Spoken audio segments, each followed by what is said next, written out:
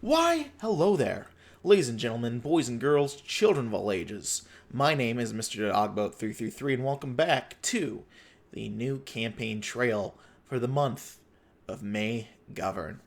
Now, last time we were here together, we hopped into the year of 1980 and narrowly won our re-election bid for the U.S. Senate against James Abnor, despite all the lobbying of the National Conservative Political Action Committee. We also helped a little third-party candidate by the name of Peterson and his Farm Alliance win a whole county in about 5% of the vote. And a real stand-up move by us, I think. Now, it is a different year altogether. The year is 1992. George Bush aims to be reelected in 1992 following the Persian Gulf War. The Democratic field, divided and without a clear frontrunner in the early days, has coalesced in a shock around George McGovern, the Democratic presidential nominee in 1992. Hoping originally to be a candidate only if a younger, less battle-scarred candidate would emerge, the worst has simply come to pass for the Democratic Party. McGovern, who did not even want to become nominee, has found himself foisted upon it anyways, and now seeks to bring home a victory for the Democrats 20 years after his inglorious defeat. Well, let's try and make the most of it, huh? Americans from across the aisle scratched their heads at the nomination of none other than George Stanley McGovern, a man who was handed defeat in a landslide in 1972. Having run 1984 in a campaign to not seek the nomination but to move the party leftwards, McGovern sought originally to enter the field in 1992 unless a newer face seeks the nomination, in which he would drop out and endorse them. With no one coming out against President Bush in the wake of the Persian Gulf War, no one younger, for whatever reason, has stepped forward since, creating one of the most unlikely results in the history of Democratic presidential nominations. George McGovern, thus finding himself a nomination he did not want, nonetheless will run. He must try to appeal to a wide variety of voters unsatisfied with Bush, while also pointing out his own positions on the Gulf War. So, how old is George McGovern? I was reading. If he was elected in 1992, he would still be about 11 years younger being elected then than he would be if compared to when Biden and Trump were elected at their oldest. Fun fact for you. And we only have one running mate, Mr. Tom Harkin. Tom Harkin is a junior senator from Iowa, having served since 1985, as one of the most unrepentant and populist liberals in Congress. A follower of your politics, he is one of the only people to agree your vice presidential pick, attempt to set up his own campaign in 1996, despite having declined to run this year. With your substantial union money and a politics not much different from yours, there's no real reason for why you shouldn't pick him. After all, he's one of the only choices you have. Harkin's reputation as an unvarnished liberal, however, may hurt your campaign. Being such a liberal just isn't very popular anymore. But if you can win with him, this will show to the public that the liberalism of yourself, Mondale, and even Dukakis is still strong and kicking. Well, here we go. What the hell is going on? The events leading up to this moment could not have been more confusing. You, George Stanley McGovern, have been entrusted with the nomination. Not one person could have seen this coming, but somehow it did. The field was a vacuum, no one dared challenge Bush, and you find yourself in front of the DNC, confused as everyone else. What will you say to the audience? You know, back when World War II ended, people thought Winston Churchill was unbeatable, but 6 months later, the British voters wanted him out because they wanted domestic issues. That's what we need to do with Bush. So maybe your best strategy. Bush's record in foreign policy is popular, but most voters are not happy with the state of the economy. How are we doing starting off, by the by? You know, better than 72, I gotta say. We're almost 10 points behind the popular vote, though. Yeah, this is rough. This is gonna be a rough one. As vice presidential shortlisters decline one by one, you turn to Tom Harkin of Iowa, who declined running this year due to Bush's popularity. A follower of your liberal politics, Harkin is planning on running 96, where Bush won't be a problem anymore. He agrees to be on your ticket, especially because he thinks it will help your campaign. What will you say to your electorate? Well, Tom Harkin is very in touch on the issues facing working-class Americans these days. He'll be perfect to point out Bush's hypocrisy and character. Harkin has very strong ties to labor unions, and his respect among the working people of America will help you paint Bush as out of touch. Where do we even want to go? Where can we go?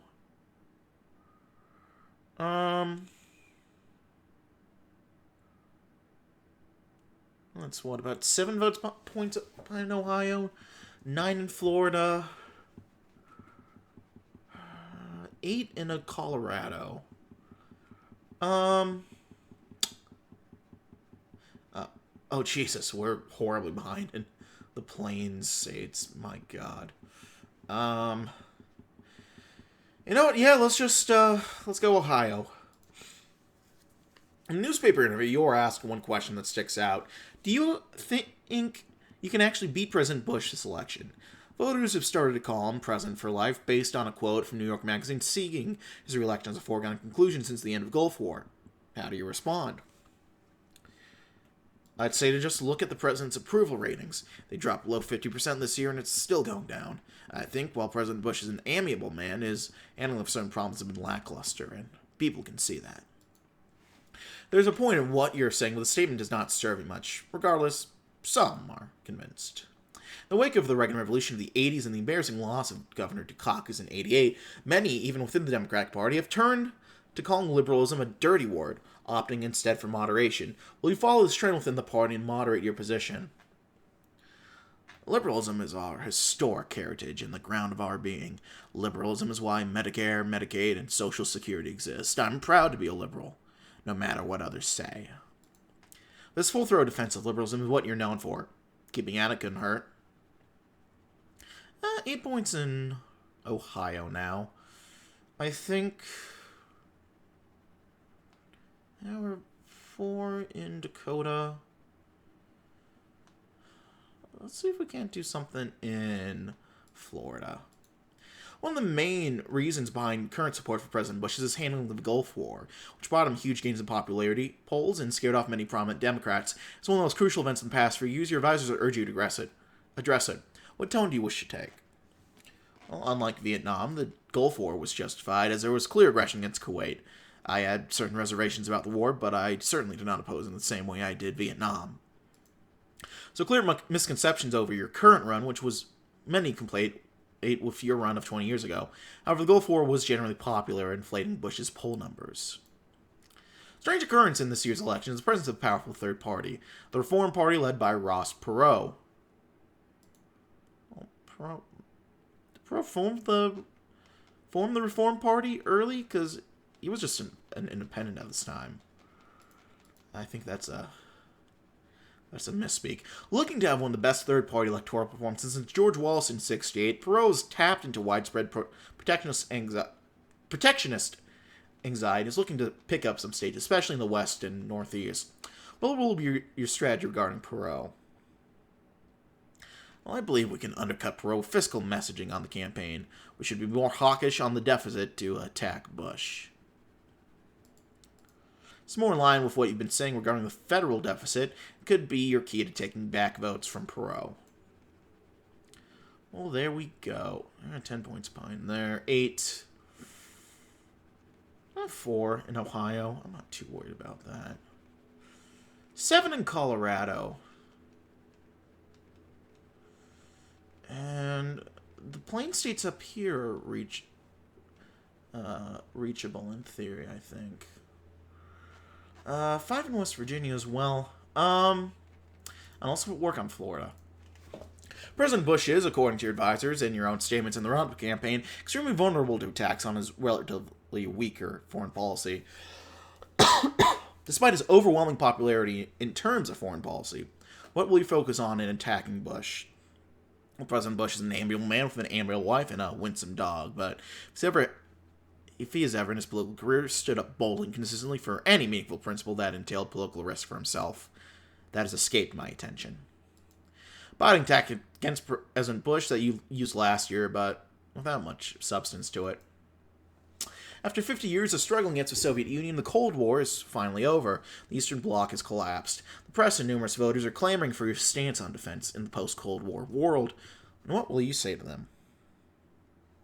America needs a new definition of patriotism that goes beyond symbolic flag waving.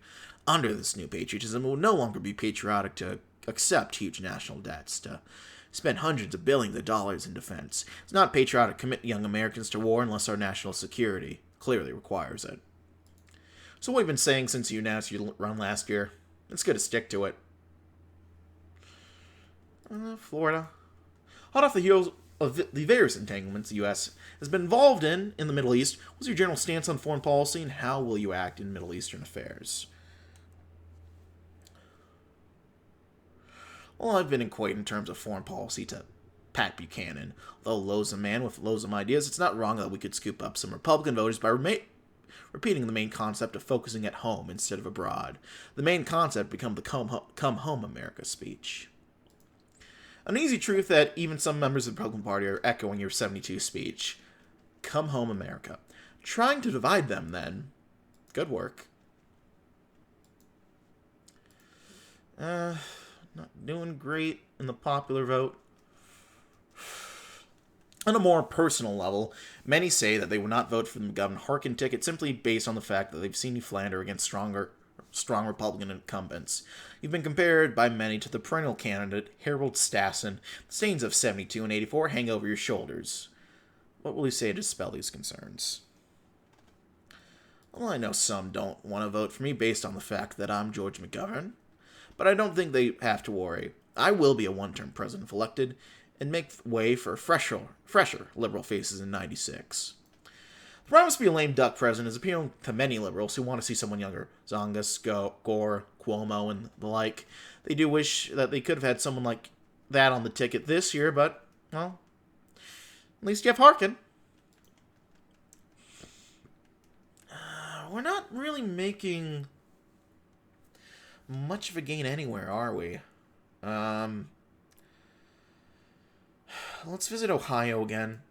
The Rodney King riots in April and May, just a few weeks before the election, are fresh in the minds of many voters. President Bush's approval ratings have taken a noticeable hit as a result. People are beginning to see boiling racial tensions across the country. What will we say about the riots and racial tensions of the year? Well, it's certainly not patriotic to only wink and nod as race relations come under new strains. I will make the party recommit on affirmative action and social and racial justice, what we fought for so long. I don't think it would be wise to win back the Reagan Democrats by running away from race. Why should we abandon everything we as a party have stood for when we can't out-demagogue the Republicans? In this day and age, moderating race relations is probably the best thing the Democrats could do to try to win back the Reagan Democrats. But it's true what you say. The party abandons racial justice. What does it stand for? See, that seems to have helped us. And I don't have anything to drink, and I'm getting a little parched. I guess I'll just have to push through. In May of last year, you chastised your fellow Democrats for running away from liberalism and only protesting with a wavering and feeble voice. Many feel this is an attack against such Democrats as Dukakis, who try their hardest to dispel the label of liberal. What do you mean by this? Every social program we have began as a liberal initiative over conservative rejections. I refuse to flinch at the L word. I'm a strong believer in the pendulum theory. I believe that, having gone through 12 years of greed under Reagan and Bush, liberal populism will reassert itself this decade. This is what you've been saying for years. You said this to Dukakis campaign, even to Barry Goldwater, who agreed with you on your use of the word liberal. It's a good clarification of your views. 6 points behind here. 9 points in Montana. 4 points in South Dakota. 6 points here, 3 points here. Let's go Florida. One of the major social issues that have taken up the minds of American voters in recent years is the death penalty. In 72, your infamous running mate Thomas Eagleton was ardently against the death penalty. In 88, Michael Dukakis' debate slip-up about the issue was a large hit to his campaign. What's your personal opinion of it? Well, the threat of execution has not noticeably reduced homicide rates, even with 119 executions since 77. All Reagan and Bush used it for is in practicality. It's to grab attention. The phrase neatly fits into a television soundbite. This isn't politics as it should be. Personal emotional appeal do wonders on some liberals, but to most voters this is the same sound fury they've heard from Democrats for years, especially you. This won't hurt you, however. People expected this position. Well, back again with these sort of questions.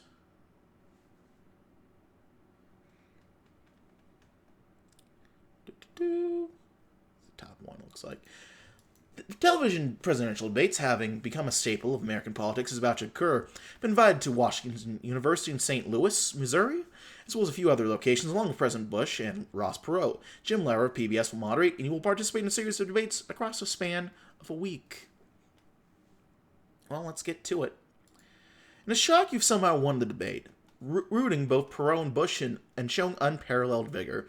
Voters remark that it's great to hear you talking again. That implies voters remember who you are to begin with, but that is nice to hear. And we're doing quite well. We might be able to win South Dakota without any visits. So I'm going to split my attention between Florida and Ohio in the meanwhile. Let's start with Florida. One of the main appeals behind Perot's candidacy is his opposition to the North American Free Trade Agreement, largely supported by leading Republicans and Democrats alike. What's your opinion on NAFTA, and will you ratify it if you were to be elected? Well, I applaud President Reagan's international trade policies in retaliation of the hijack of the Achille Lauro cruise ship. This nation depends on expanding international trade. There could be reprisals from other countries that will harm our efforts to export. It would be catastrophic for the Democratic Party to come out for protectionism. So what we've been saying since the 1980s, preaching for free trade will help you with some parts of the Democratic electorate, but will hurt in regions like the Rust Belt. Not that much, though. We're even doing well in West Virginia. It's kind of beautiful to see. As senator, you were an important lawmaker in the field of food, having been at the head of a select committee on nutrition and human needs. Will you make use of experience, and how? One thing I would like to recommend is to make it so that international countries have free lunches. It would not only improve nutrition in these countries, but also provide an outlet for surplus American farm commodities. A win-win. So help you in farming states and among those who are more internationalists. Your appeal to Americans, showing families struggling to make ends meet, strikes the emotional chords of many a voter. You couldn't necessarily tell, though. It looks like we're kind of stagnating, polling-wise. Well, let's do Florida. You've been highly critical throughout the 1980s of the Christian right and the moral majority, having founded Americans for Common Sense, a political organization that aimed at tackling their rise. What will we say about them this election? Well, the moral majority helped defeat so many liberals in the 1980 election. Myself and so many others, Senator Church, Culver, By, Nelson, and Cranston. This is why we need to fight back against them with our own organizations and PACs, and try to build a new liberal coalition with them. It's a good defense of what you've been saying about the moralists in power. While you can hope for change, doing something about it by funding liberal candidates can help push Democrats forward.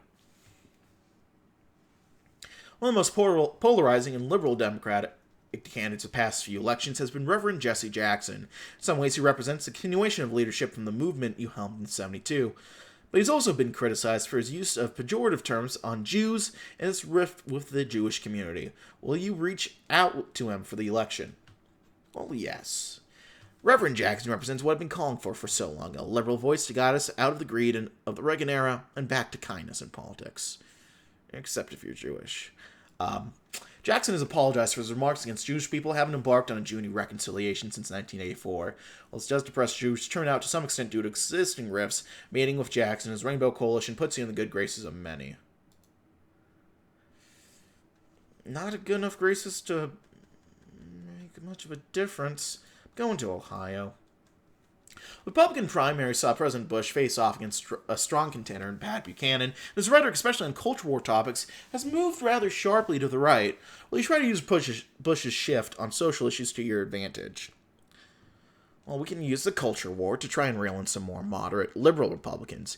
We can have Reagan Democrats. We can have McGovern Republicans, despite how ridiculous that may sound. We should reach out to pro-choice, pro-racial justice Republicans and divide their base. This works to some extent, but liberal republicanism, ever since Anderson's campaign in 1980 and the Reagan Revolution, has quickly been dying out. You do pick up some more socially liberal voters, though. Okay, that's not bad at all. Falling behind in South Dakota, though, that's a shame. This margins seem a little goofy, but, if it's going to have us win, I won't question it too much. Ever since the rise of Reagan, the ideas of trickle-down economics, the marginal tax rate for top earners has increased significantly. Liberals consistently point to this as a source of income inequality in the country. How will he tackle the problem of income inequality? Well, trickle-down economics has led to a philosophy of greed and breakdown of federal supervision that produced the savings and loan scandal. My ideas of patriotism and liberalism support that all people, no matter their class, should be able to have a good life in America. The Constitution prescribes as such. You sound like a broken record, having repeated these words for years, but the common voter can't deny. You've got a point.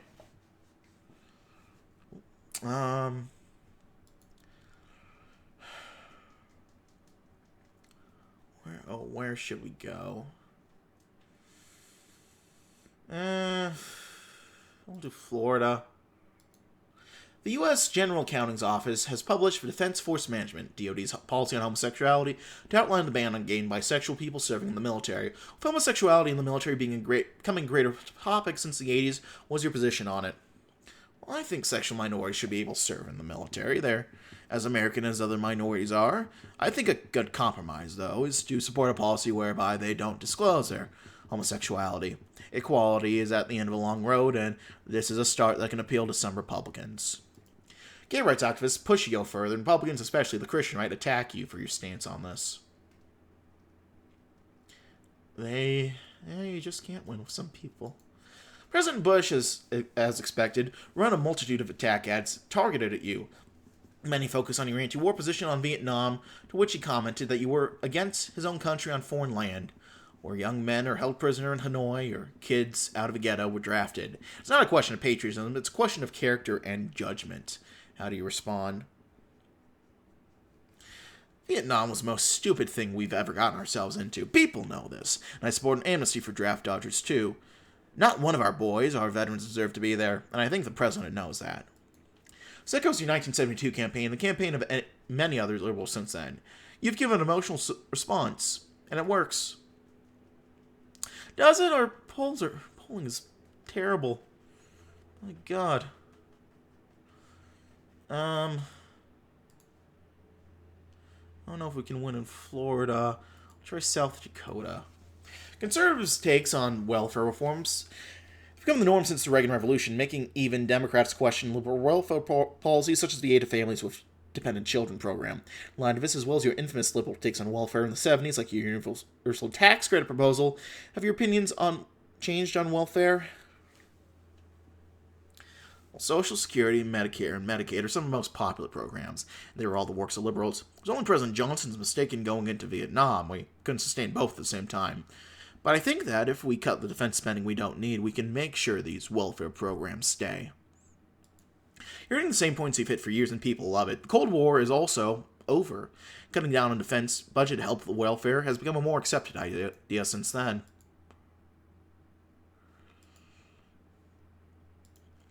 In 1980, President Bush, then running in the Republican primaries, was moderate on abortion, but his position influenced by conservative figures like Reagan and Falwell. It's taken a noticeable shift to the right. Your advisors see an opportunity to pick up some pro-choice Republicans with your stance. What's your opinion on abortion? Well, a woman's right to abortion is one of the most important parts of women's rights, and I believe it should be enshrined in law. It's a matter of individual conscience between a woman and a doctor. It's the exact same opinion you've espoused for many years and what people expect from you. Although you're attacked by conservatives for the stake, your position is incredibly popular among women's rights activists and liberals in general. Rats. Are we even gonna... we have a... Let's try Ohio. Oh, now we have a narrow lead in Florida.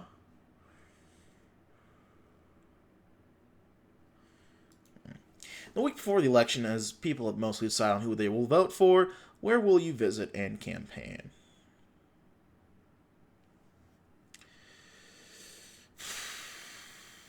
New England. West Coast, no. What was it finds the Midwest? I wonder. Mid-Atlantic, Maryland, Pennsylvania. Pennsylvania, we're fine in.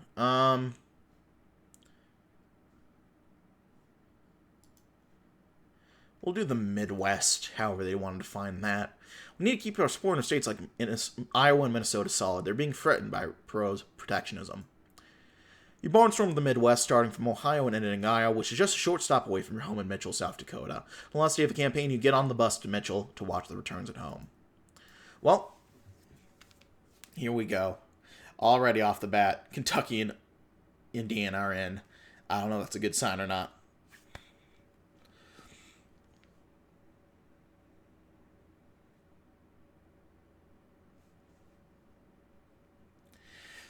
No states of ours coming in yet. Not a great sign. Okay, we got D.C. and Rhode Island. Here comes Minnesota. Not Minnesota. Massachusetts. We got Vermont. Connecticut. That could have gone to Perot or Bush, so that's good to see. Okay. Maine. It's pretty contentious, so it's good to see Maine come into our column. Oh, we lost Ohio. Okay, we got all of New England. We got Pennsylvania. No Florida, though.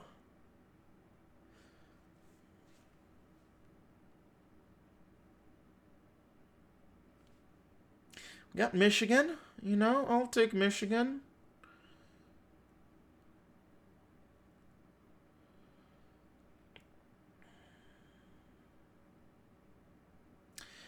So it's going to come down to Oregon. And we've won Oregon, so we have won. Look at that. I wasn't worried. Why would you say assert such a thing? All right, 275 to 263, but the difference in the popular vote, my God, that's rough.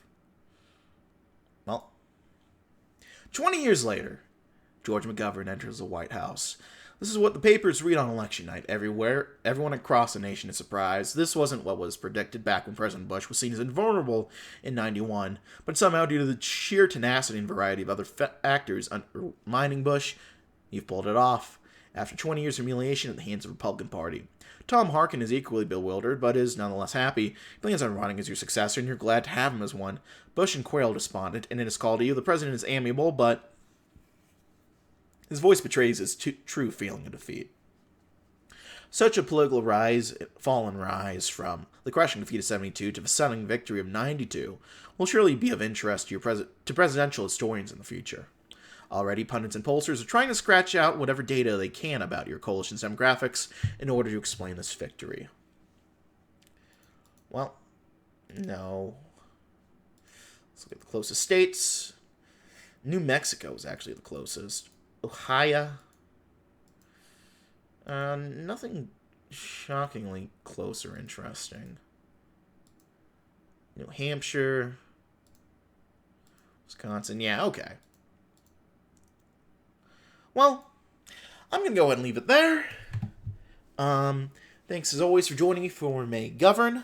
It's a bit of a shorter mod, a bit of a simpler one, but I still have plenty of fun with it. Next time, we're going to be heading into the past.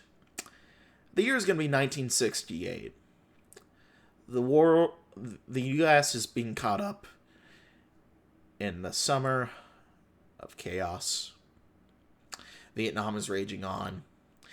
And we're going to have to find out whether or not we can go all the way with George McGay. That was not a great tagline. I apologize deeply for that. Let's pretend that didn't happen. I'm going to leave things there, my friends. Thank you as always for watching. Like this video, like, dislike, you didn't.